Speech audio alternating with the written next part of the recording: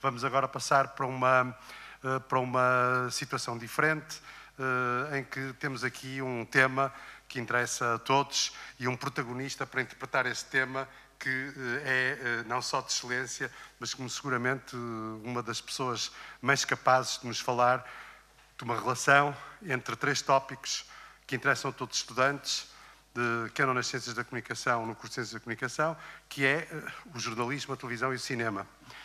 E eu diria, parece da praxe, mas não é, que o Mário Augusto dispensa apresentações, e de facto dispensa, mas eu, como os estudantes que são de outra geração e muito mais novos, conhecem-me seguramente, digamos visualmente, mas não conhecem a trajetória, eu vou só respingar aqui 2 ou 3 tópicos para vocês terem um pouco a ideia da trajetória, não do currículo, mas da trajetória, porque um currículo é uma coisa e uma trajetória é algo muito mais ambicioso que o Mário Augusto tem feito.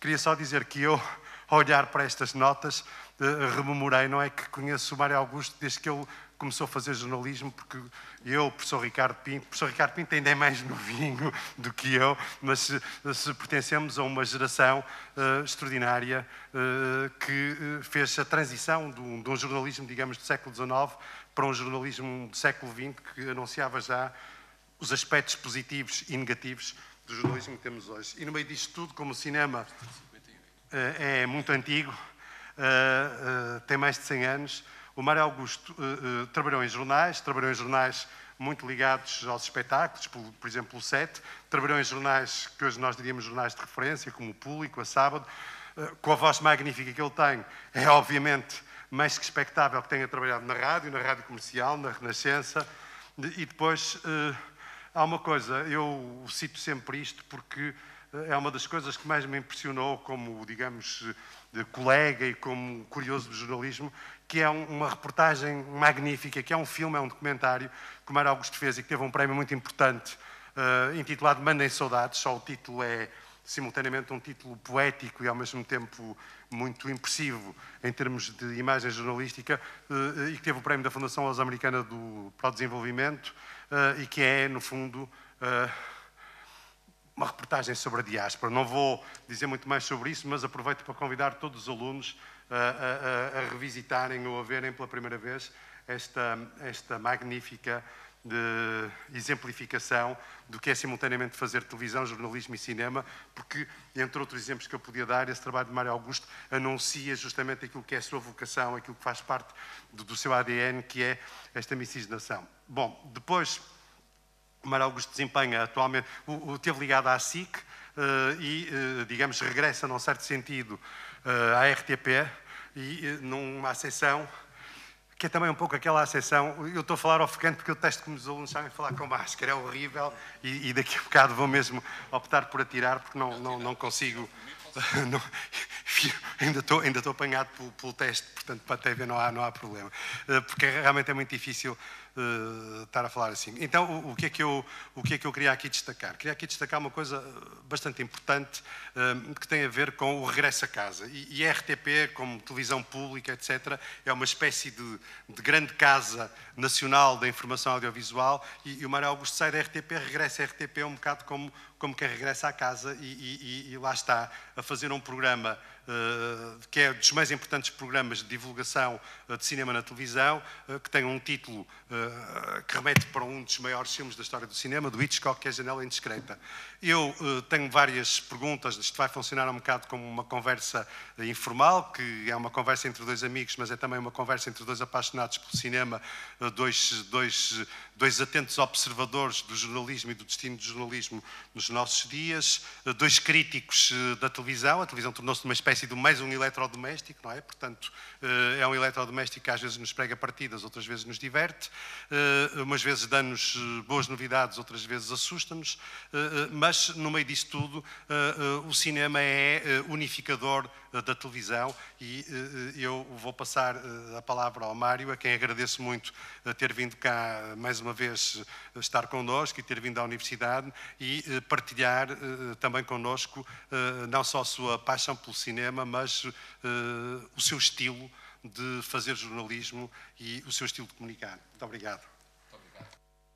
Obrigado, muito bom dia. Obrigado, Eduardo, pelas palavras. Obrigado pelo convite para estar aqui. Eu Antes de mais tenho que dizer que eu nunca recuso um convite para falar para jovens que estejam em formação ou que estejam a começar a carreira, porque acho que nós, ao partilharmos as nossas experiências, ao partilharmos as nossas vivências na vida profissional, e que quanto mais anos ela tem, mais histórias poderemos ter para contar, que de certa forma também desmistifica um pouquinho aquilo que vocês estão aqui a fazer, a estudar e a prepararem-se a adquirir conhecimentos e ferramentas que vos vão permitir, no futuro próximo, se ingrar na carreira, se ingrar na vossa vida profissional.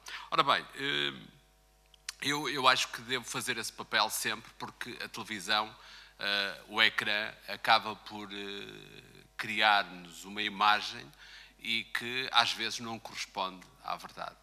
Eu, estando numa universidade, aliás, conheço o Eduardo e o Ricardo desde que comecei. O Ricardo é ligeiramente mais novo, tem 56. Eu tenho já 58, portanto, eu sou um mau exemplo para contar-vos histórias sobre a formação.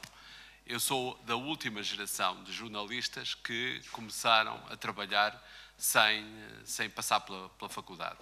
A primeira geração surge mais ou menos da minha altura, mas quando, na idade de ir para a faculdade, eu já estava a trabalhar e já gostava de escrever e não tanto de televisão, mas já gostava muito de cinema, porque, na verdade, a formação, às vezes, cruza-se com muitas outras coisas, muitas outras áreas, e, no meu caso, fui um dos últimos moicanos a ter a possibilidade de fazer carreira sem ter necessariamente que ir à faculdade, tirar o curso, até porque quando eu comecei mesmo, não havia sequer ainda a Escola Superior de Jornalismo. Começou no ano seguinte a eu ter começado a trabalhar nos jornais como estagiário, e a primeira fornada sai quando eu já estava na profissão.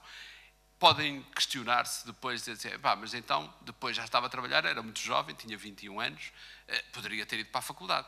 E depois podia, mas só que entusiasmei-me tanto com o prazer de fazer as coisas na comunicação social e trabalhar ao mesmo tempo.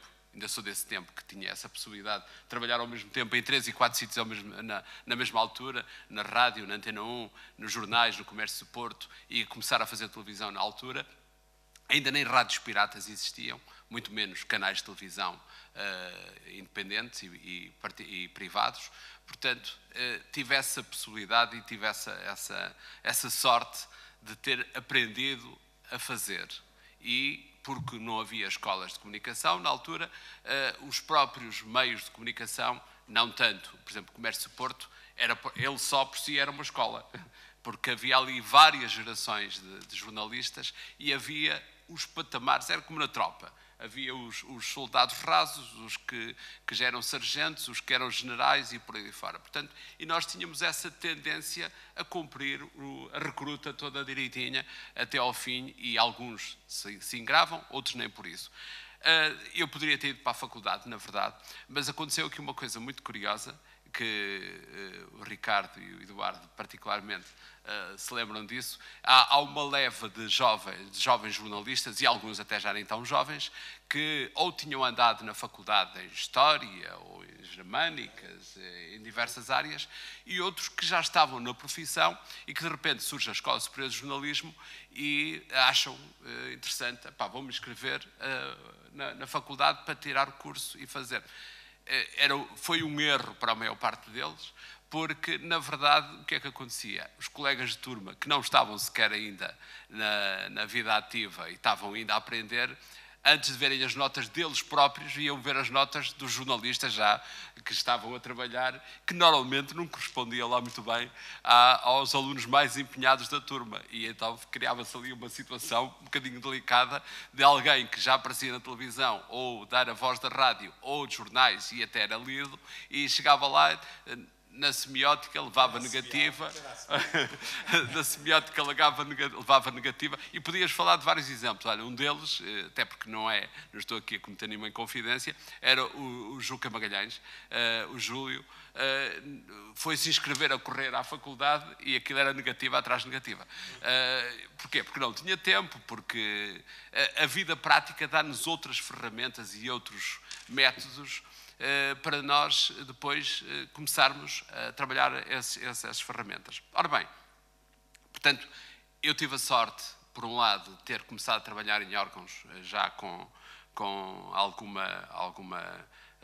centro de formação, nomeadamente a RDP e a RTP, que tinham os seus próprios centros de formação e que nos davam cursos sem termos que estudar para a nota. Portanto, nós exercitávamos na prática com pessoas que já estavam habituadas a dar aulas e estavam a preparar os novos profissionais. Portanto, eu não serei um bom exemplo para estar a falar numa faculdade nesse aspecto. Poderei partilhar convosco outras experiências e outras histórias, e para chegar ao cinema, que é aquilo também que me traz aqui, falarmos um bocadinho sobre a comunicação, o cinema, os novos mídia e esta nova forma de encarar a maneira de nós chegarmos às pessoas e partilharmos histórias e tocarmos as pessoas com as nossas histórias, é que, na verdade, o que eu posso passar-vos como testemunho e ensinamento, se é que posso ensinar alguma coisa a alguém, é que daqui para a frente, e penso que estamos a falar para finalistas, daqui para a frente vocês vão ter uma vida bem mais difícil do que aquela que eu tive quando comecei, apesar de eu não ter os skills que vocês saem daqui já preparados, e isso também pode ser bom e mau, porque vocês podem ter a sensação que saem prontos para o embate. E não saem. Vocês saem prontos e com as ferramentas para começar a desenvolver a vossa fórmula, o vosso conceito, a vossa curiosidade, a vossa maneira de chegar aos outros através da comunicação. E hoje a comunicação não é como no meu tempo de início de carreira, que havia 2, 3 meios gerais de comunicação, havia uns subgéneros especializados que eram o jornalismo desportivo, mas a coisa era um bocadinho mais global. Hoje não, hoje há a comunicação web, há a comunicação televisiva, há a comunicação online, há a comunicação empresarial, há uma multiplicidade de áreas que, por outro lado, também nos permitem descobrir e encontrar o vosso caminho para essa carreira que eu espero que seja longa e apaixonante, porque na verdade o jornalismo e a comunicação são áreas muito especiais de encanto. Vocês todos os dias vão ter histórias novas para contar, vão ter sítios novos para conhecer, pessoas diferentes para se cruzar. Imaginem o que é trabalhar num sítio em que durante um ano inteiro encontram todos os dias as mesmas pessoas, todos os dias fazem a mesma coisa. O jornalismo não é isso. O jornalismo é uma paixão que vos permite descobrir em permanência coisas novas, permite-vos nunca deixarem de ser estudantes e permite-vos estarem atentos e mais preparados do que qualquer outra pessoa para perceber como é que o mundo se desenvolve. E se levarem isso muito a sério e com um espírito de camaradagem, que é uma coisa que tem falhado muito nas novas gerações, vão estar preparados para ter uma carreira longa e que quando ela chegar ao fim, daqui a muitos anos, vão chegar à conclusão, mas isto passou tão rápido. E isso já me tem acontecido várias vezes. Eu tenho 36 anos de vida profissional como jornalista. Eu lembro perfeitamente o Ricardo começar, portanto já estava a fazer coisas. Lembro-me de ver e ler coisas do Eduardo, que era da geração anterior, da qual fazia parte o José Alberto Lemos, o Joaquim Fidalgo, uma série de malta que já deu uma pedrada no charco quando o JN criou Notícias da Tarde e criou uma dinâmica diferente para fazer jornalismo em papel aqui a norte. Na verdade, há aqui camadas sucessivas de profissionais que vão chegando à profissão. Antigamente chegavam 5 ou 6 de cada vez, agora chegam 5 ou 6 centenas de cada vez. Isso que faz com que a competição é mais agressiva, os espaços são mais reduzidos e a mão de obra disponível é muito maior, o que por um lado pode parecer bom, por outro é menos desafiante para quem tem que decidir quem é que vai se ingrar. Porquê? Porque, na verdade, vocês não querem arriscar. Vocês, a geração nova, não arrisca. E então faz pelo padrão que aprendeu e pelo padrão que acham que funciona melhor. E isso condiciona, por um lado, um período fantástico da profissão, que é cada um encontrar a sua maneira de comunicar, a sua maneira de fazer passar as histórias, a sua maneira de estar em televisão. Se repararem uma coisa engraçada, isto não é uma crítica ao sistema, é uma constatação. Vocês reparem que quando se ligarem os canais de televisão, hoje, os canais de informação, os canais de notícias, as pivôs, especialmente elas, são todas iguais. No tique, na maneira de ler, na maneira de colocar a cabeça, na maneira de olhar para a câmara. E se olharmos, por exemplo, aos canais internacionais, como uma CNN, uma ABC, uma Sky News, há ali uns quantos que são assim sempre iguais, padronizados, mas depois há uns que fazem completamente diferente e nos encantam por isso. Às vezes até por pequenas diferenças e pequenos defeitos. Por exemplo, estou-me a lembrar de um grande jornalista da CNN que fala assim, está sempre a falar assim. E, no entanto, eles puseram-no no ar. Porquê? Porque ele tem uma capacidade de comunicação que quebra o padrão estipulado. Mas podíamos falar de outros grandes. Uma personagem que povoou o nosso imaginário, da nossa geração, nos tempos áureos do aparecimento dos canais de informação, no caso a CNN, porque, por muito que vos possa parecer, a CNN não existiu sempre. É uma coisa que tem décadas. Os canais, vocês hoje agarram, têm 230 canais ou 400 canais na box. No nosso tempo tínhamos 2. E era aquilo que havia, e era aquilo que nós consumíamos, era aquilo que nós gostávamos. Portanto, hoje essa variedade abre um leque de imensas oportunidades, mas também condiciona a formação de novos valores e novos talentos. No tempo da CNN havia também uma jornalista muito famosa, apresentadora, que era vesga, que era a Bobby Batista. E não era por ela ser vesga que era popular, era porque era boa, tinha um estilo muito particular de fazer perguntas, de fazer respostas, de reagir às respostas dos convidados. Ora bem, tudo isto para vos dizer duas coisas, para antes de chegarmos ao cinema, porque acho que normalmente, depois eu também já sou um bocadinho refém desse meu lado apaixonado de cinéfilo, e as pessoas gostam mais de saber coisas sobre o cinema e tal, mas eu não posso deixar de partilhar convosco, e porque sei que muitos de vós vão entrar no mercado de trabalho em breve, e eu esperaria que todos, mas temos de ser realistas, não é para todos. Uns vão se ingrar, outros vão ter que arranjar novas profissões e novas oportunidades, mas nunca deixem de pôr em prática aquilo que aprenderam. O que vocês aprenderam, essencialmente, aqui foi a usar as ferramentas. E mais do que usar as ferramentas, chegam ao fim deste ciclo da vossa vida, e se tiverem sido bons, não só nas notas, não precisam ser muito bons nas notas, mas se tiverem sido bons a assimilar aquilo que vos foi dado na universidade, vocês têm certamente um apurado sentido crítico, uma capacidade de entendimento e interpretação da informação, porque hoje a informação é mais do que um mero veículo de passar o mundo.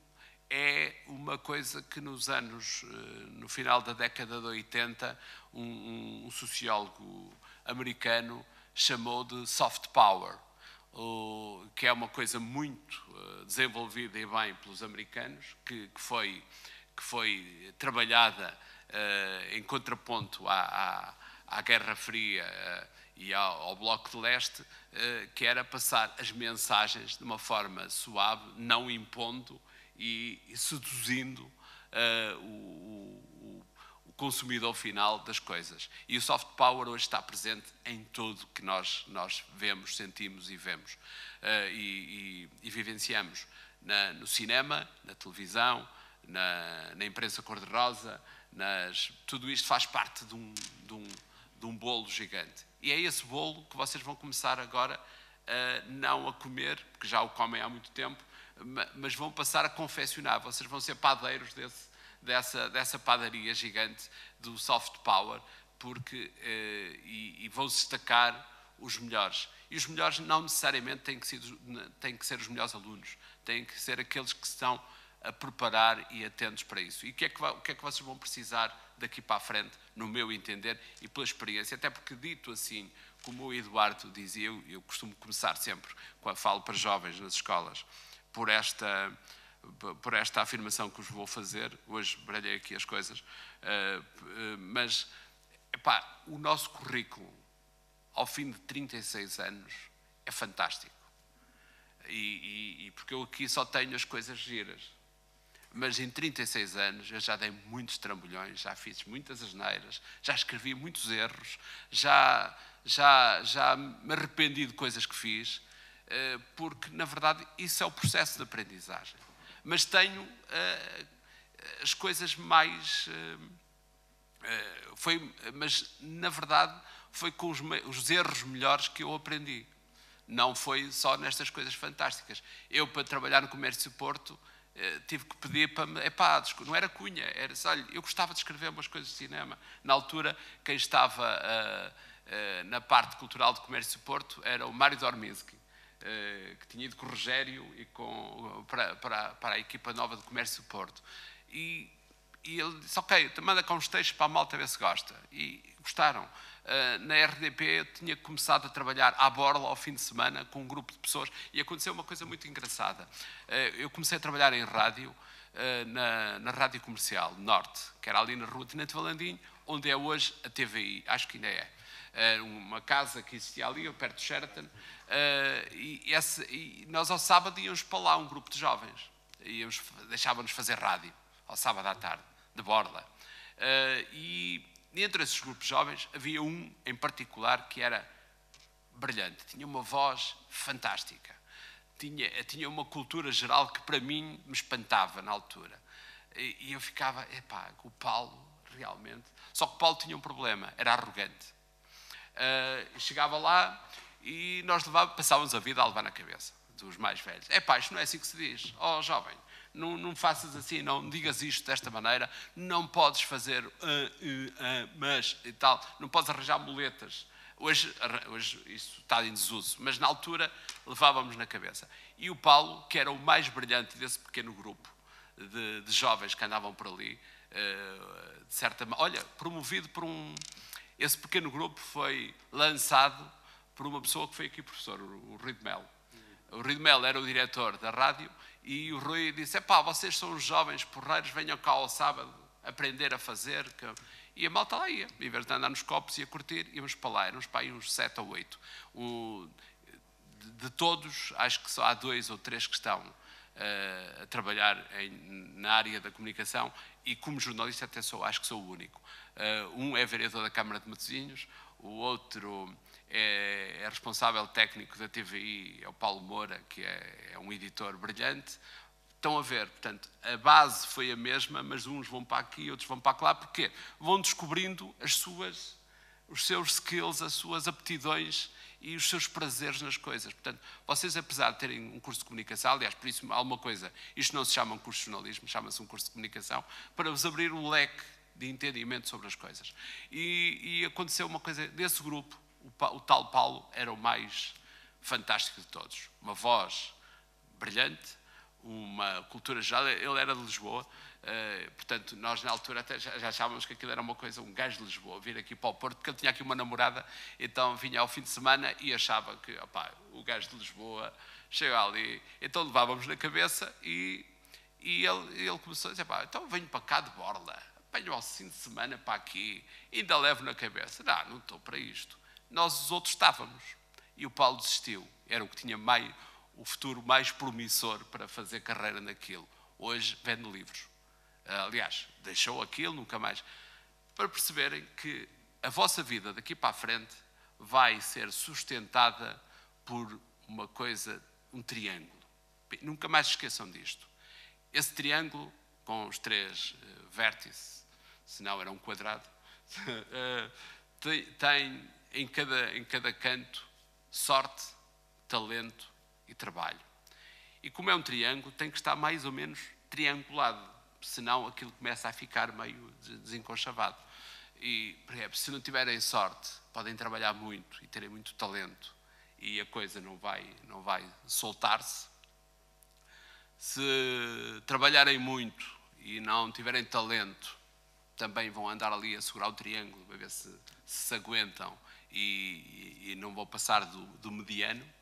Se trabalharem muito, não tiverem sorte nem talento, também vão andar ali atrás do triângulo e não há maneira da coisa arrancar.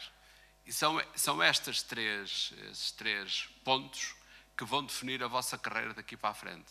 Sorte, talento e trabalho. E a dose certa de cada uma destas partes tem que ser bem medida e isso já depende de vós. Se sentirem que têm talento, têm que encaminhar o vosso trabalho e o vosso empenho para que a sorte se cruze convosco.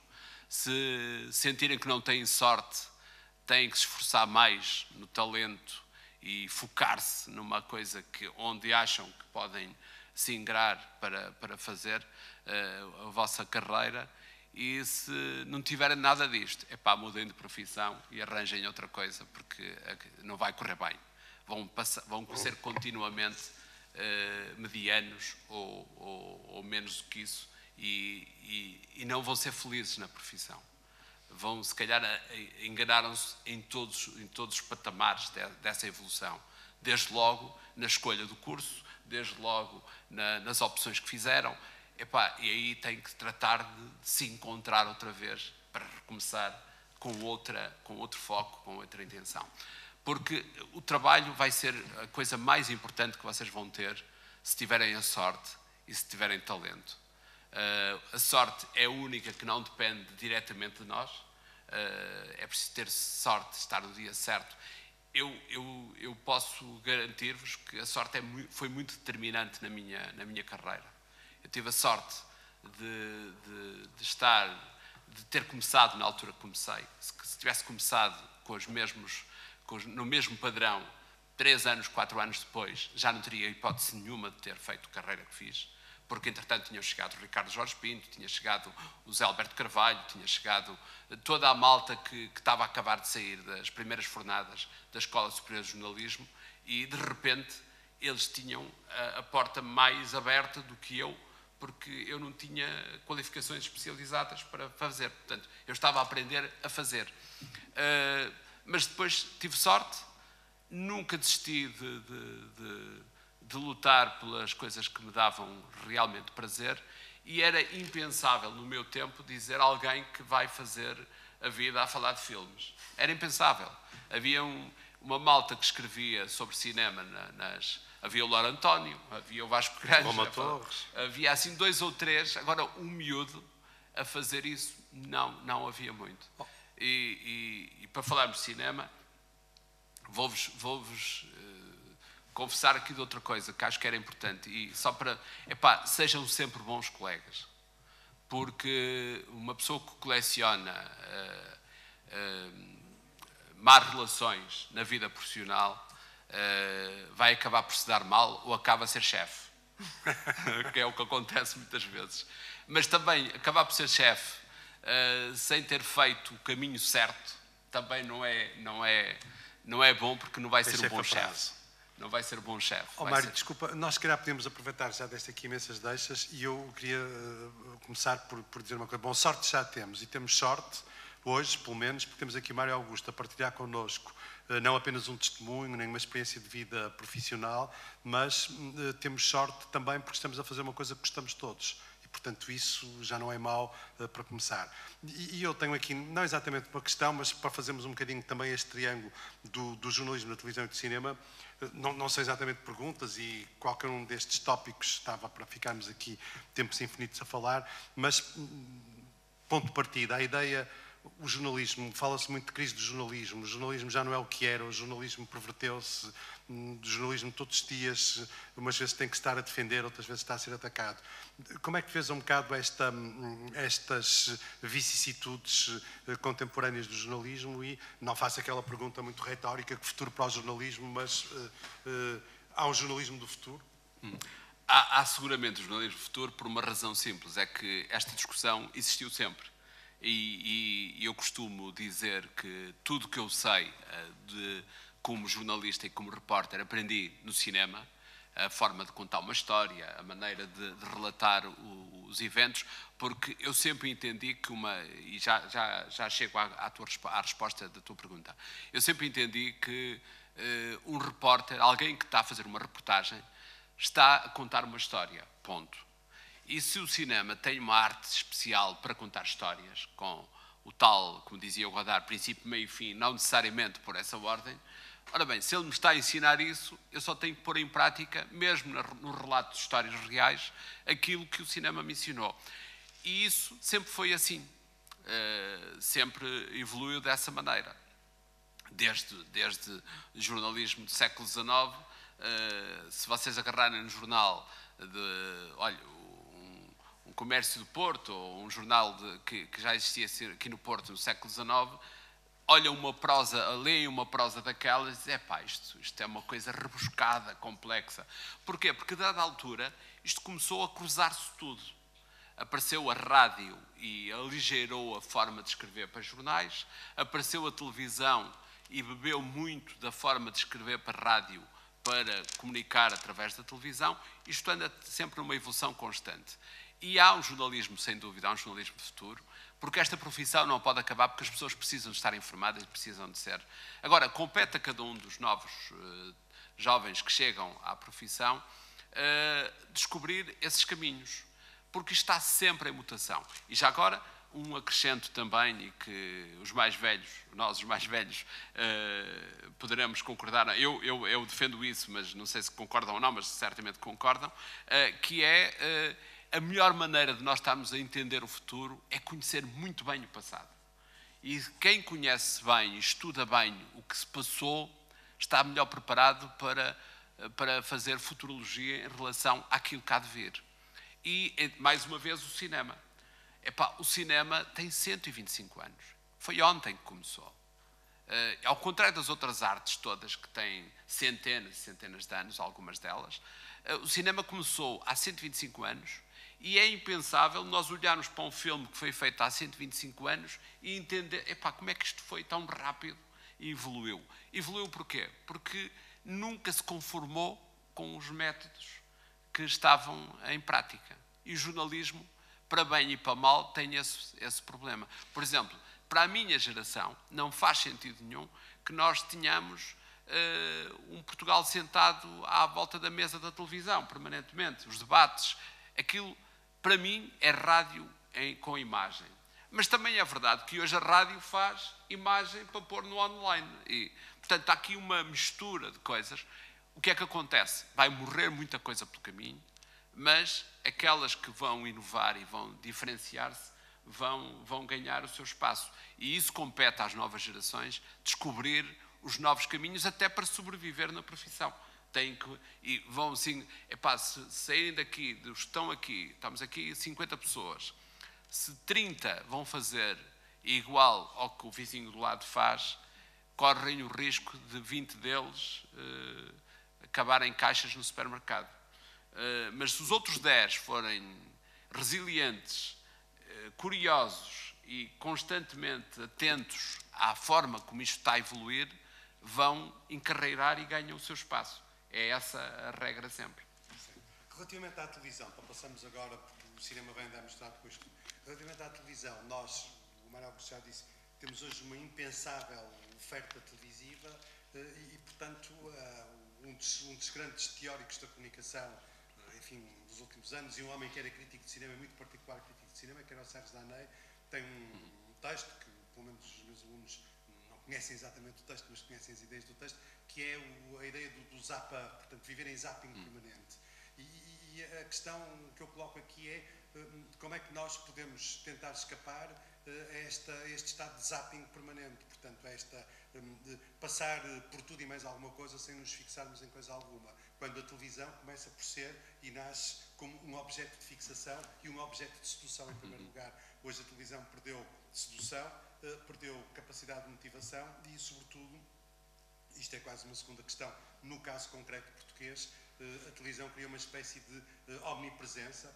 Eu não vou sequer entrar aqui, embora seja um dos temas, olhem, com o professor Ricardo Pinto, até tivemos juntos num jornal que se preocupou imenso com isso há muitos anos, que é, não é o caso de Mário Augusto, não é para ele estar aqui, há exceções, mas são sempre os mesmos de Lisboa a falar sobre as mesmas coisas. Parece que só há pessoas inteligentes em Lisboa, parece que só há pessoas inteligentes ali naquele sítio, e nós de vez em quando fazemos aí umas aparições um bocado para compor as coisas, e isso ainda reforça mais esta concentração quase ditatorial em termos comunicacionais do panorama televisivo em Portugal. Depois, se tivéssemos tempo, não é o propósito de hoje, podíamos discutir fenómenos novos que têm aparecido, o reposicionamento da TVI, etc. Mas a ideia geral é um bocado esta, o valor educativo formativo da televisão, o caráter dispersivo e, de facto, esta grande e perversa aquisição que se instalou nas nossas vidas, que é o zapping permanente, com uma particularidade, que é que, como toda a televisão,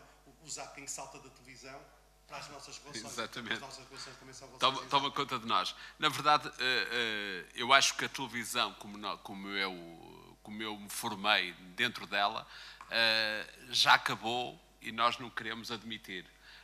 Porque vivemos dela, porque precisamos daquilo para ganhar o nosso ordenado e estar atentos, porque a televisão interativa é hoje uma realidade. Ela só não entra com mais força nas nossas vidas por uma razão simples, porque grandes mercados como alguns países europeus e especialmente a América, onde muitas vezes estas receitas são reformuladas e repensadas, ainda são mercados muito grandes, ainda funcionam muito bem na balança de pagamentos da publicidade para a televisão. Mas, por exemplo, um dos grandes problemas que as televisões portuguesas hoje têm, grave, é a falta de receitas de publicidade. As receitas de publicidade pagavam a televisão. Hoje, já sozinhas não pagam. É preciso fazer chamadas de valor acrescentado, é preciso fazer televendas, é preciso fazer ali um sem número de coisas, quando a televisão hoje é mais cara de produzir do que era há uma década atrás, por exemplo. Hoje fazem-se programas nos canais jornalistas e grandes, fazem programas muito caros, muito mais complexos em termos de produção, mas a publicidade que faz as paredes daquele espaço ou que faz os intervalos não chega para pagar o custo daquilo. Para terem uma ideia, se repararem numa coisa, eu estou à vontade porque eu trabalhei na SIC, como sabem, fui fundador da SIC e tenho um carinho muito especial pela SIC, ainda hoje sou visita e gosto de lá ir de vez em quando, visitar os amigos, os colegas, com quem tenho relações próximas e com pessoas até que têm poder de decisão dentro da estação. Mas, na verdade, se vocês olharem, se olharmos a programação de televisão, no meu tempo, no nosso tempo, era vertical. À segunda-feira tínhamos uma coisa, à terça tínhamos outra, à quarta tínhamos outra. A RTP ainda mantém mais ou menos esse conceito. Mas os países mais pobres, ou especialmente a América Latina, começaram a criar o modelo de televisão de programação horizontal, ou seja, de domingo a domingo, àquela hora era sempre a mesma coisa. E isso o que é que faz? Nós vamos atrás disso. Nós temos um bom exemplo fantástico que nos vendeu conteúdos durante o tempo, que é o Brasil.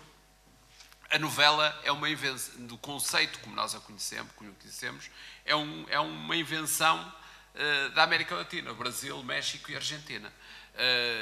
Porque já existia esse conceito na América para alimentar aquelas franjas horárias de televisão fraquitas, que é o soap opera, que tem ali... há uma novela americana que esteve 25 anos no ar, todos os dias. Aquilo era a história de uma saga, ficavam ali, portanto os atores envelheciam, ficavam ali, alguns chegavam, começavam novos e acabavam já velhos, mas aquele conceito de manipular e gerir os temas para induzir o tal soft power de que vos falava há bocadinho, é uma coisa muito da América Latina. Se repararem, o que é que acontece, por exemplo, na SIC ou na TVI? De manhã, um programa de daytime, depois um noticiário que às vezes vai até às 2 horas, que é uma coisa que não se percebe. Quer dizer, então se estão a investir num canal de informação e estão a fazer concorrência ao próprio canal de informação, fazendo jornais de 2 horas, hora e meia pelo menos, e já vos explico porquê. Depois, daytime outra vez à tarde, umas desgraças, uns facas e alguidar e tal. Às 6h30 da tarde começa uma novela e arrancam 5 novelas seguidas até à 1 da manhã. Isto diz assim, pois, mas a malta gosta, pois, mas porque não valeria a pena nós formarmos de novo o público para outras coisas? Se calhar valeria, mas o problema é que não é rentável, nós somos 10 milhões, nós temos tiques de grandiosidade de ricos e depois não temos dinheiro para fazer...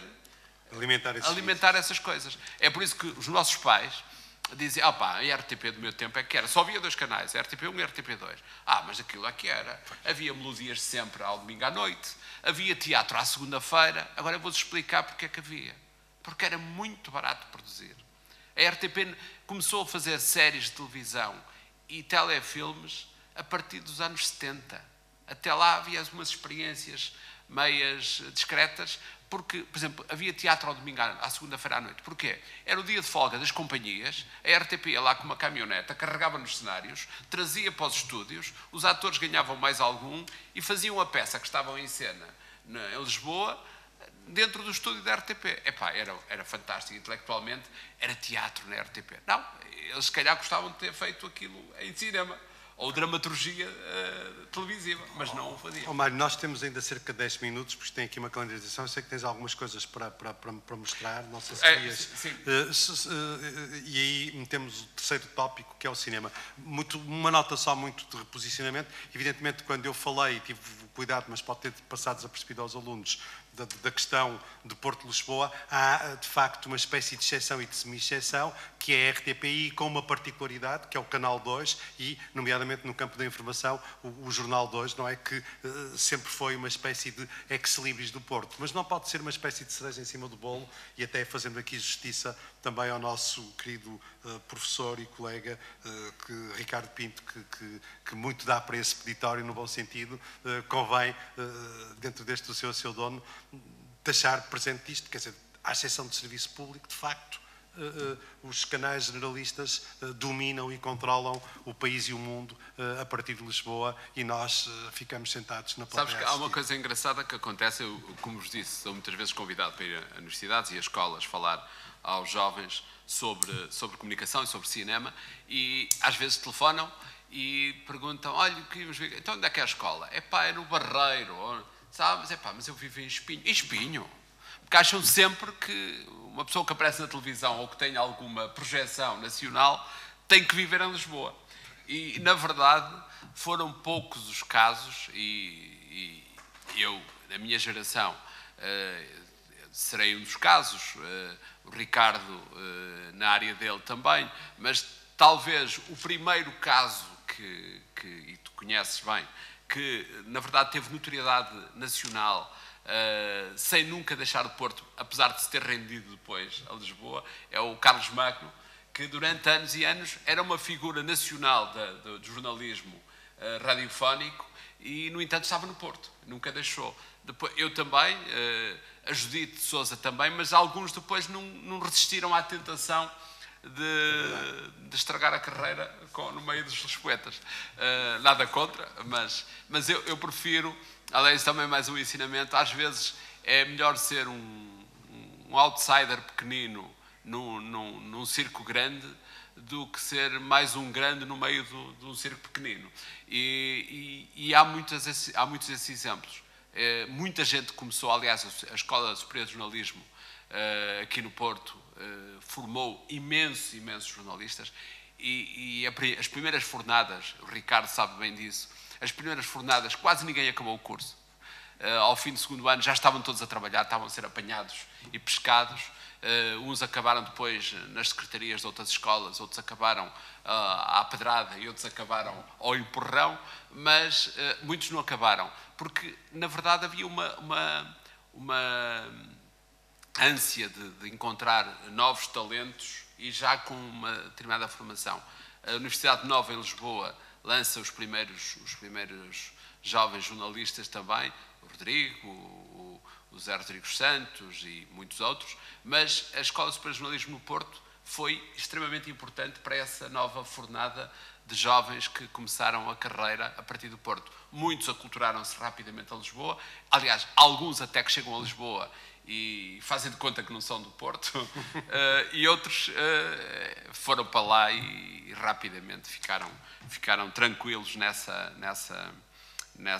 papel de imigrantes dentro da sua própria área. Vamos às imagens então. Ora bem, o que é que eu trago de imagens? Já agora, só para enquadrar, vou começar aqui com um clipe que tenho, que eu fiz este clipe para vamos fazer um enquadramento. Deixa-me só enquadrar.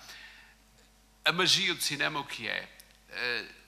Vocês podem ler críticas dos críticos de cinema. Eu não sou crítico de cinema, sou um entusiasmado divulgador. Isso vai ser outra conversa que devemos ter noutra altura.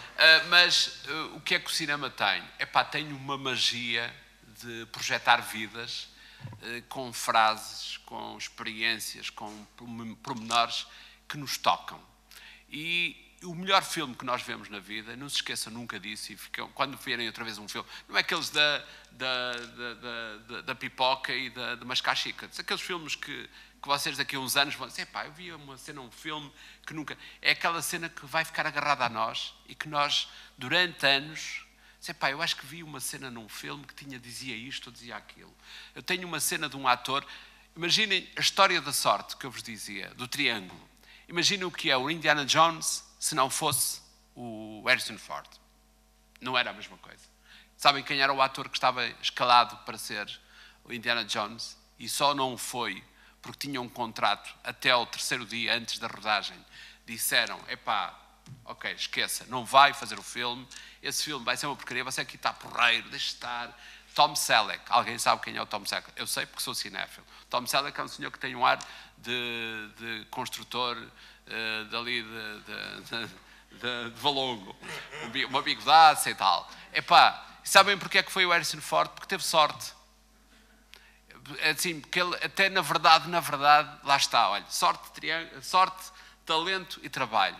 Na verdade, o Harrison Ford não tem muito talento. Trabalhou muito, tem muita sorte, é verdade, e fez aquele papel, 2 ou 3 papéis que o definiram. O Indiana Jones sem o Harrison Ford não era a mesma coisa. O Star Wars sem o Harrison Ford não era a mesma coisa. Agora, digam-me, mais 10 papéis do Harrison Ford? Alguns. Nada. Porquê é que ele teve sorte? Sabem porquê? Porque ele não tinha trabalho como ator, e então, como tinha uma família para sustentar, era carpinteiro nas horas vagas. E quando não tinha filmes, era carpinteiro. E um dia estava a arranjar umas portas em casa do George Lucas. E disse, sabe que eu mesmo sou ator, mas não tenho tido trabalho, sabe? Que giro. Então, e faço uns papelitos, umas coisinhas e tal, mas preciso manter os filhos, e senão tal. Olha, eu estou aí para fazer um filmezito. Você, se calhar, como não tem muito dinheiro, precisa de um gajo barato, você não quer ir lá fazer um casting? Eu gostava. American Graffiti. Primeiro filme, onde ele é destaque. Depois, como ficou amigo, teve a sorte de estar a arranjar as portas no dia certo, como ficou amigo, o gajo disse, olha, vamos fazer aí um filme novo, mas sabes que eu não gosto de repetir atores nas minhas produções. Tu não te importas de ir lá só para fazer as partes no casting das atrizes? Eu disse, pagam à hora, tipo Mulher a Dias. Sim, ganhas aí algum. Está bem, eu vou lá. O que é que ele tinha que fazer? Estar a fazer de Indiana Jones, sentado numa cadeira, e as atrizes que faziam de Marion, e chegavam e tinham que interpretar, e ele tinha que dizer, Epá, então diga-me lá, não sei o quê, ali é o papel, só para fazer de conta. Como Tom Selleck, duplamente sorte, e a sorte nunca passa 2 vezes no mesmo sítio, ele teve 2 vezes. O Tom Selleck, de repente, teve que faltar, o Spielberg e o George Lucas disseram assim, epá, agora quem é que vamos arranjar? Epá, e se puséssemos o gajo? Ele até fez bem aquela cena de contracenar com raparigas. Bora, olha, Indiana Jones. E hoje é coisa. Portanto, o que eu tenho aqui é a magia do cinema em 50 filmes. Eu juntei cenas que me tocaram de alguma maneira em filmes, em 50 filmes, e pus esta montagem que vocês vão ver e depois falo a seguir mais um bocadinho sobre ela. Ora bem, aqui estão imagens de 50 filmes, alguns que mais me tocam e que mais gosto de ver e rever. Só que também uma nota, aliás, sempre que eu vejo isto, e já vi isto dezenas de vezes, como imaginam, porque estive a montá-lo, há aqui uma coisa, que nós estamos sempre a aprender alguma coisa com os filmes, sempre, alguma coisa nós aprendemos sempre. E ainda não é esse. O ensinamento maior que nós podemos ter deste filme para a vossa profissão, para aquilo que vocês vão fazer daqui para a frente, está num filme que se chama Na Sombra e no Silêncio. Está ali selecionado e com destaque por essa razão também, pela mensagem que eu acho que é importante que o cinema nos passe e possamos aprender alguma coisa. O filme Na Sombra e no Silêncio é baseado num livro, numa obra literária de Harper Lee, que é o Matar a uma Cotovia, sobre racismo e sobre a dificuldade de julgar perante condicionantes sociais. E o Gregory Peck diz ali uma coisa que é importante para as nossas vidas todas, e para as vossas em particular, que vão começar a ser jornalistas ou vão ser comunicadores, que é, nós só temos a capacidade de julgar alguém quando nos sabemos colocar no papel do outro, na capacidade de perceber como é que o outro faz, reage, em que circunstâncias, para termos a mesma perspectiva de reação e de entendimento. E um papel do jornalista é também esse. É ter a capacidade, quando estamos a entrevistar alguém, de nos pormos desse lado. Termos a capacidade de perspectivarmos as coisas na cabeça da pessoa que está daquele lado. E querem ter um exemplo fantástico do que se diz ali naquele trechozinho de filme, um caso muito concreto que tu te lembras perfeitamente, do Guterres, era primeiro-ministro. E há uma história que o Ricardo também se lembra perfeitamente. O Guterres um dia era primeiro-ministro, entra num autocarro, está a sair de um hospital de Coimbra, e entra no autocarro e os jornalistas atacam-no assim de uma maneira brutal, a perguntarem-lhe sobre o PIB. Uma coisa do PIB, o número do PIB, e PIB. O homem veio assim meio atarantado e perguntar-lhe, então e as contas do PIB? Já não me recordo de pormenor. E ele começou a entramelar-se todo. Não, mas o PIB e tal, de 16,4 multiplica-se por 5 e tal. Olha, façam as contas.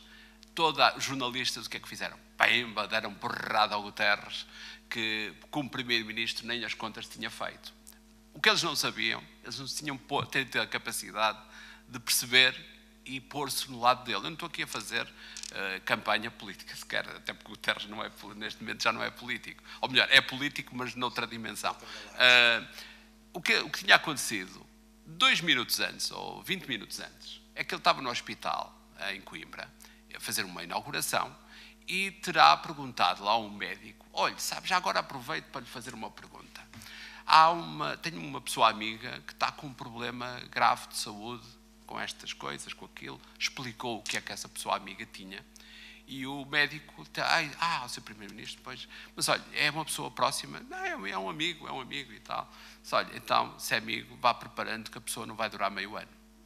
A pessoa que ele estava a referir era a mulher dele, e naquele momento soube que a mulher, passado meio ano, iria morrer. Ora, os jornalistas não tinham que saber disto. Mas, antes de terem malhado violentamente no homem, porque não sabia fazer a conta de cabeça, divertiram-se a crucificá-lo por causa de uma conta de dividir ou de somar, já não me lembro, era de multiplicar. Portanto, tenham sempre presente essa frase Na Sombra e no Silêncio, do Gregory Peck, que é brutal, o filme, e vejam o filme, que vale mesmo a pena, que é sobre racismo e é um tema tão atual. E esta frase é termos sempre a capacidade de nos pormos no papel dos outros. Tenho mais um filme. Então, vemos e terminamos. Ok, temos que acabar. Ora bem, o que é este filme? Este filme não foi montado por mim, é um clipe que mostra o quanto se sofre a fazer filmes, o glamour que aquilo tem, o encanto que o cinema nos dá e a sedução que as imagens nos transmitem, no final escondem, lá está, um outro lado que tira sono, que tira noites de tranquilidade, que levanta dúvidas, que nos questiona sobre tudo e mais alguma coisa. E estamos aqui o exemplo perfeito de quanto custa estar nas vidas com paixões, nas vidas profissionais com paixão. E quando estamos com paixão, o final sofremos imenso, temos noites sem dormir, temos coisas que nos dão aborrecimentos, temos dúvidas existenciais permanentes, mas quando vemos o trabalho concluído e bem concluído, é fantástico. Às vezes vocês vão ter situações em que resolvem o problema e acabou. Por exemplo, o Eduardo falou aqui de um projeto que eu fiz há muitos anos, com paixão, há 20 e tal anos, que é o Mandem Saudades, um documentário sobre os portugueses no Havaí. Para mim esse assunto morreu, mas não morreu porque aqui há tempos eu disse, e se eu escrevesse um livro sobre aquela história? É lenha para me queimar, é para me chatear, é para eu andar ali a escrever. Aliás, acontece muitas vezes a escrever. Escrevo, porquê é que me meto nisto? Já não tinha de idade para andar, porquê é que eu me disse que fazia? Fico ali, horas e dias e dias e dias. Mas depois quando fica concluído, é uma sensação tão boa e de sentires que fizeste alguma coisa que fica e que toca os outros e que seduz. É isso que este filme que eu vos tenho para acabar mostra, e leiam bem as palavras e percebam bem o que ali se diz, que vai ser útil para a vossa vida profissional. Eu acho que este macro-universo de cinema pode-se transpor facilmente para o micro-universo de nós próprios, numa vida profissional que eu espero que seja radiosa para vocês. Não se esqueçam do triângulo, não se esqueçam de ser permanentemente curiosos e de saber sempre mais um bocadinho daquilo que precisam de saber para contar aquela história. Porque isso é que vos vai ajudar a defender caso a história não seja bem contada. Muito bem, muito obrigado ao Mário Augusto. E sejam bons colegas, é importante. Muito obrigado ao Mário Augusto. Eu terminaria apenas dizendo que espero que não se esqueçam deste dia e que percebam rapidamente, eu acho que todos os alunos já começaram a descobrir isso, que há uma coisa muito parecida entre o cinema e a universidade. É que a universidade, tal como o cinema, comove-nos, isto é, emociona-nos e leva-nos de um lado para o outro. E o que nós queremos é descobrir o caminho. Por isso, descubram os vossos caminhos e estas imagens são profundamente inspiradoras quando aliadas a uma conversa tão agradável e tão talentosa como esta que o Mário Augusto nos trouxe aqui hoje. Obrigado. Muito obrigado. Foi um prazer estar aqui convosco.